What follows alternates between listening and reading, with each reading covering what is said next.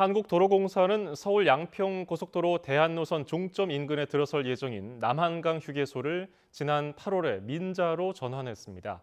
그런데 민간 사업자 선정을 위한 용역 보고서에는 양평고속도로가 개통됐을 경우 교통량 분석이 반영되지 않아서 사업성 분석이 제대로 이루어진 게 맞느냐는 비판이 나옵니다. 윤혜리 기자입니다.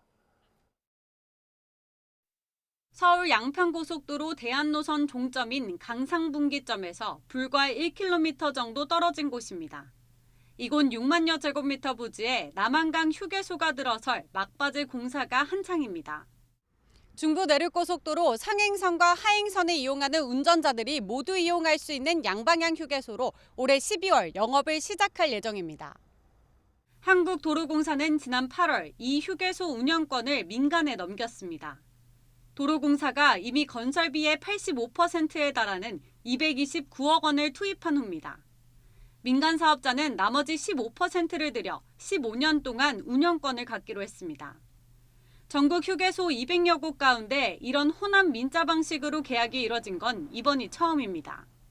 그런데 도로공사가 지난 5월 사업자 선정을 위해 발주한 연구보고서를 보면 휴게소 매출의 가장 중요한 부분을 차지하는 교통량 분석에 양평 고속도로 개통 시 늘어날 교통량이 반영되지 않은 것으로 나타났습니다.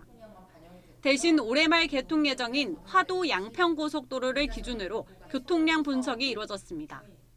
특히 종점이 근처로 변경되면 큰 수익을 얻을 수 있는 상황이었습니다. 그런데 그 교통량을 누락해서 수익성을 과소평가하고 그에 기해서 운영권을 빈자 사업자한테 넘겼다면 그런 의사결정은 도로공사에게 손해를 끼치는 배임 행위가 될 수 있습니다. 이에 대해 한국도로공사는 양평고속도로는 기본 설계 이전 단계로 보고서에 반영할 만한 객관적인 교통량 자료가 없었다고 해명했습니다. 그러면서 5년마다 교통량에 따라 임대료를 조정할 수 있도록 했다고 밝혔습니다.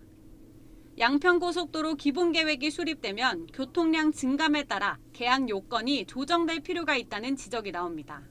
서울 양평 고속도로 기본 계획 최소한 이게 완성이 된 다음에는 영향을 받을 수 있는 도로 같은 경우는 아마 그 주체들이 재추정해보고 일각에선 운영권을 따낸 업체가 자격 미달이라는 주장도 제기됩니다. 네로라는 휴게소 업체를 꺾고 전국의 휴게소 단 4곳을 운영하는 업체가 최고점을 얻었기 때문입니다. 최근 5년 동안 남한강 휴게소를 제외한 7번의 입찰에선 모두 탈락하기도 했습니다. 도로공사는 휴게시설 첨단화를 위해 호남 민자 방식을 수립했고 공개 경쟁 입찰을 통해 공정하고 투명하게 사업자를 선정했다고 밝혔습니다. YTN 윤혜리입니다.